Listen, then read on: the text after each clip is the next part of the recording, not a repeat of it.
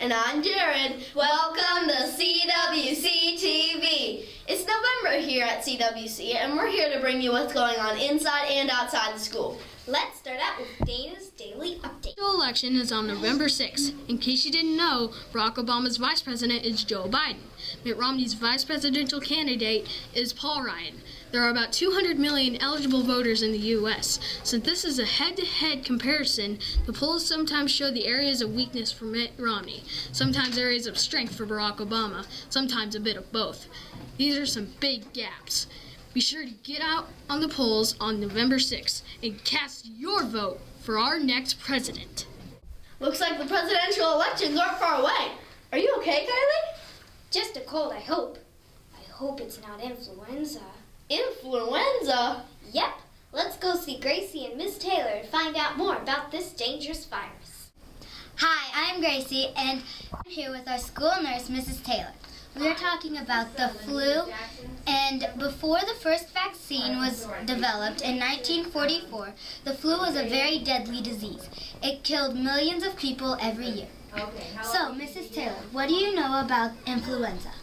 Well, influenza is caused by a virus that makes people very sick. There's a couple of different kinds of influenza. There's what we sometimes call the stomach flu that affects your digestive system and usually causes vomiting and diarrhea, and people might get dehydrated because they can't keep food and water down, and so they might have to go to the hospital and get an IV so that they can get fluids put into their veins. But the other kind of flu that's actually more common is the respiratory flu. And the respiratory flu is a flu that affects your respiratory system, so it affects the way you breathe and affects your lungs. And one of the most common symptoms from both kinds of flu are body aches, where your muscles all over your body just feel rotten.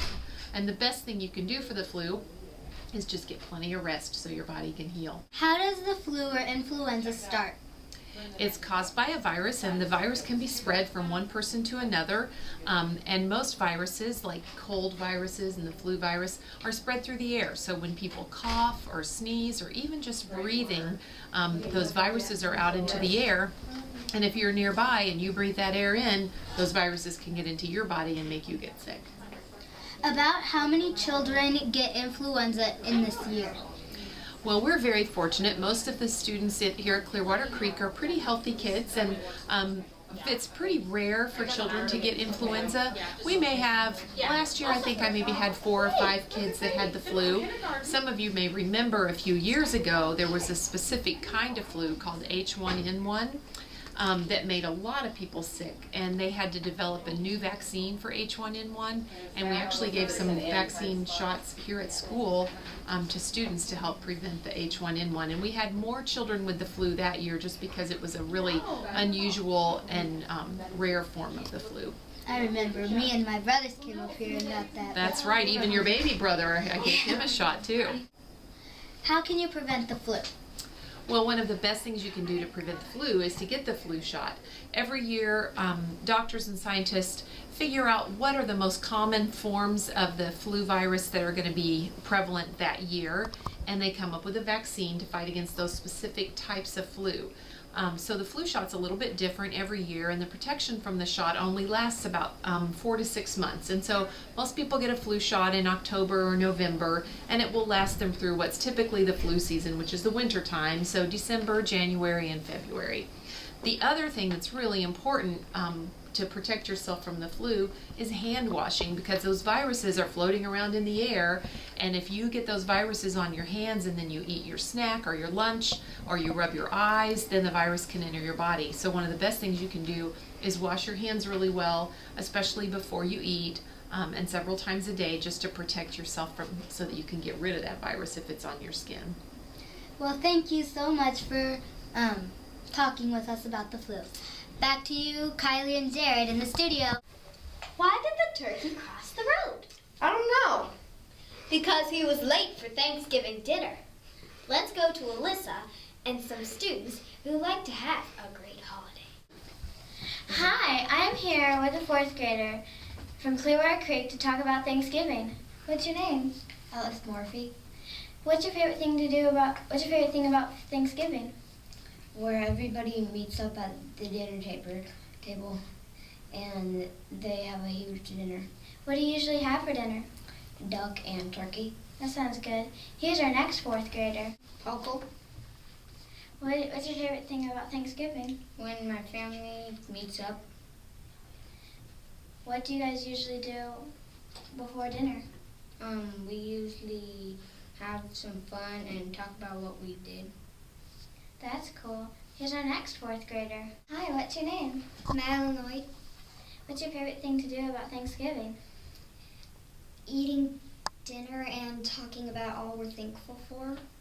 What are some things you're thankful for?